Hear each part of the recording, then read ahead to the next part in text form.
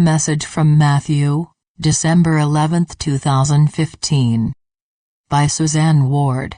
Website, matthewbooks.com. December 10, 2015.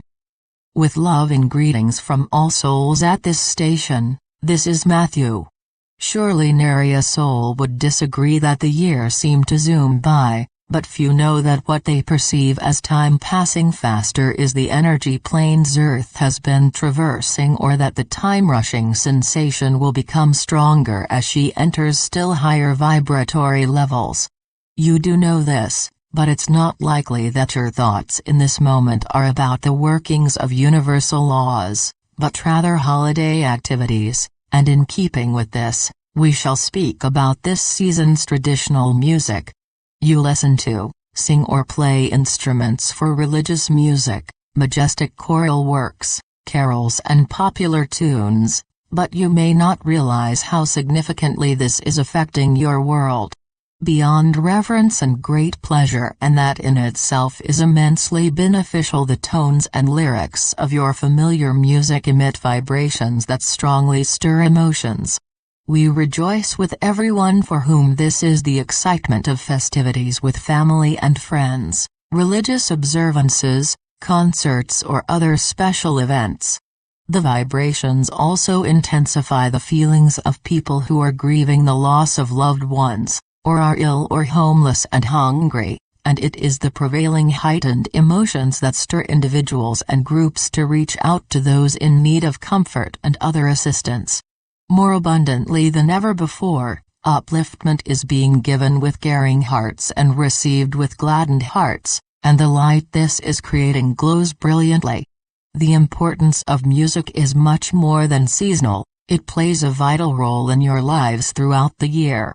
What some call music of the sphere is the glorious tones of stringed instruments that probably gave rise to the idea that souls in heaven spend eternity playing harps produce vibrations at a frequency that keeps the universe in balance, and as microcosms of the universe, you receive that balancing benefit in the same measure as your receptivity. Although the image of eternal harpists in nirvana is far from the reality, there are many thousands, and at times a million or so, musicians and instruments, because music is essential to your spirit world's very existence. Particularly the vibrations of the strings keep its perimeters flexible and everything throughout the realm in attunement, and they are indispensable in healing persons who arrive with traumatized psyches or damaged etheric bodies. In much the same way, Nirvana's composers and musicians are helping you. They continuously transmit music to Earth so the peoples can absorb the high vibrations that release suppressed feelings and emotional catharsis, if you will, and, unless illness is a sole contract choice, the vibrations assist bodies to regain sound health. Your finest music, symphonies, concertos and other classical opuses that scientific experiments have shown help humankind, animals and plants to thrive originated in the heavens and was filtered to your composers at soul level. Some attributed their works to divine inspiration, and since music comes from the soul, those composers gave credit where it was due. What never has come from any divine source are the discordant, cacophonous sounds of heavy metal and hard rock, which often have lyrics that also emit very low vibrations. Those kinds of sounds jar your energy systems, creating imbalance and diminishing the body's capacity to absorb light, that adversely affects you emotionally, physically and mentally, thus blunting spiritual and conscious awareness. While neoclassical compositions can have somewhat the same effect, the composers, who are especially sensitive to Earth's energy, wrote music that reflected Gaia's agony until her planetary body's ascension was securely underway, and negativity and more current dark activity underlies the atonal works of later composers.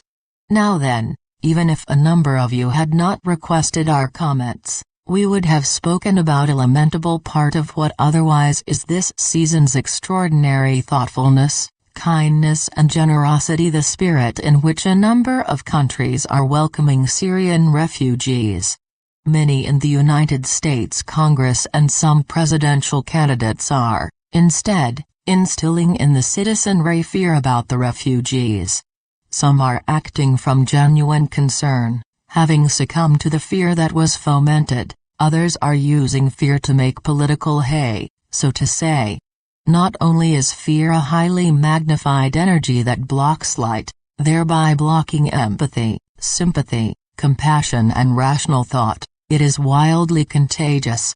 A few persons who have public attention, ampliated by mainstream media, can infect the populace. That is what happened in the United States, where many people are afraid to provide sanctuary to any refugees.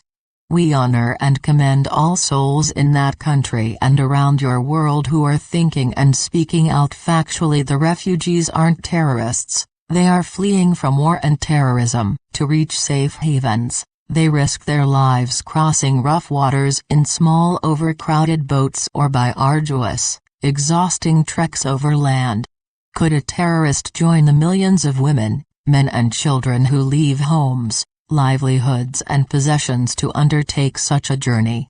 Yes, that is a possibility, but rational thought is with neither assurance of survival nor the ability to carry explosive equipment. Someone on a destructive mission more likely would travel by a fast, safe means that enabled transporting necessary materials. With unconditional love for Gaia and every sentient being on her planetary body, far distant civilizations whose vastness and power are beyond your imagining are beaming intensive light to dispel fear so every heart can open to love. Love is the key to the world you are there to help create, and you would feel as encouraged as we if you could see the light radiating from all the souls who are responding. We quote one line of a reader's email: I so wish that everyone feels loved and warm, every living being of every kingdom. When those sentiments permeate your world, Earth will be the beauteous Eden she once was and all life will flourish as harmoniously as it once did. Please ask Matthew if we need to pray for the people that have died. If we choose to die in a certain way, time and day, what good does it do to the soul? Is praying and meditation the solution to all of this drama the world is in? First, we repeat something stated in previous messages: your every thought and feeling is a prayer. Mother, we want to provide information about prayer that goes beyond answering the questions. Please copy what I told you long ago, when I was living in Nirvana. The following is an excerpt from the chapter Prayer in Matthew. Tell me about heaven, Matthew. Are the effects of prayers diminished if the people don't go to church even though they know the value of group energy? God never meant churches to be buildings of any kind. The magnificent cathedrals are man's idea, not God's. Church is all within the soul. Church is one's feelings of reverence, of thanksgiving. It is the uplifting of the spirit into the love and light of God. In this way, church is a single prayer that has the ability to touch the universe. In a church building filled with praying people, there may be only a few whose prayers have a pure and forceful energy flow. Many people pray with only a faint ritual observation, with no real energy. Others pray in such extreme distress or anxiety that their energy is distorted and has an adverse effect upon themselves as well as adding to universal negativity. Smooth energy flow is what positively affects each soul and the universe, not frenzied praying about specific conditions. It is energy balance that sustains and comforts. I'm not speaking about the intent of the prayer, but only about the effect of the energy involved in the praying. The energy put forth in a prayer for a completely selfish, greedy purpose may be just as intense as a prayer put forth for the safety of a beloved family member or friend. The intent is recorded as one aspect and the energy flow, or force, is recorded as another. Furthermore, one who prays for a specific outcome regarding another doesn't know that soul's pre-birth agreement. conditions or events the prayer is petitioning to have changed may be exactly those the soul chose as his life's lessons. The same is true of prayers for oneself, because your consciousness is rarely in communication with your soul.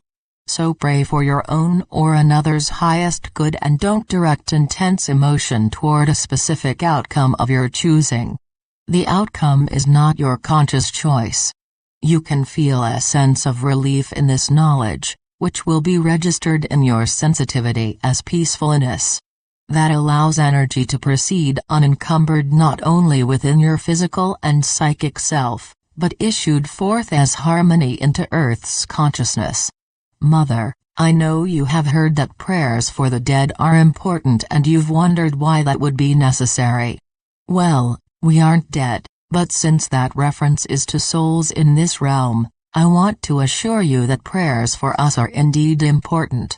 I don't mean only for those who arrive with great needs for comforting and healing, but also for us whose lives are vital and vibrant, with ongoing lessons and spiritual growth. Of course we need and welcome your prayers.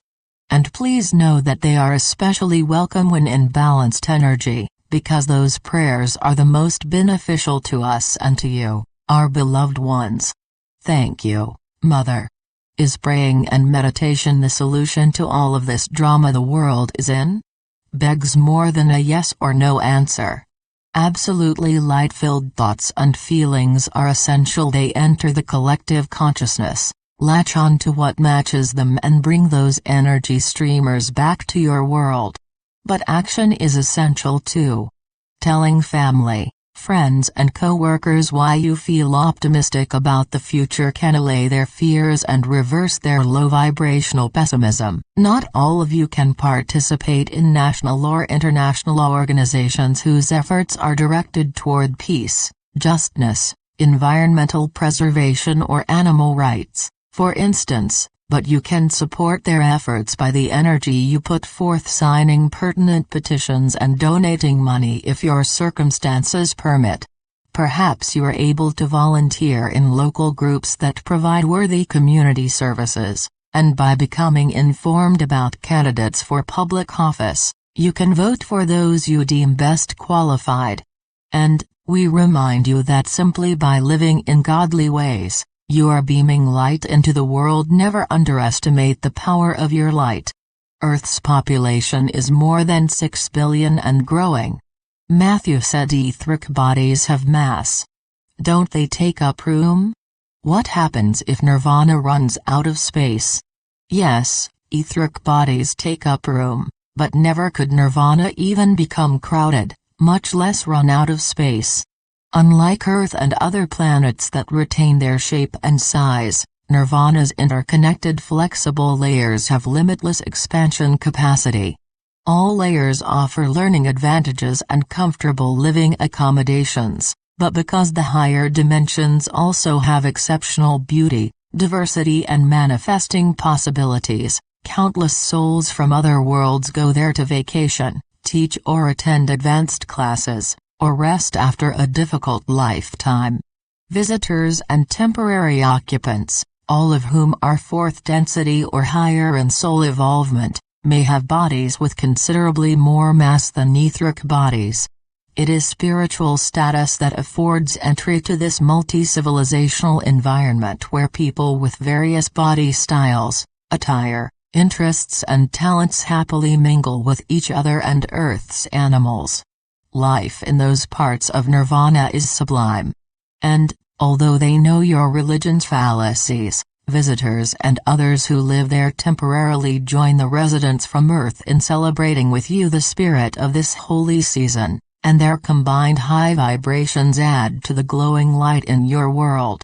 Dearest family, sing joy to the world and peace on earth, goodwill toward men, toward all souls, with feelings of love, gratitude for blessings in your life and forgiveness of the ones who don't want those words to ever ring true. The truth of the words already abounds in the fullness of Earth's golden age in the continuum and is coming ever more steadily to that world you are helping to create in linear time. Let the joyousness of this season continue throughout your new year and keep your light brightly shining.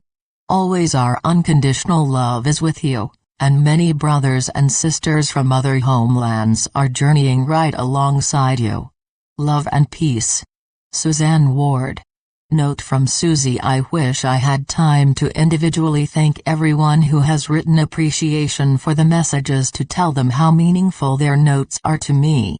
I don't, though, so all of you, please accept my heartfelt thanks and wishes for your new year to be filled with blessings.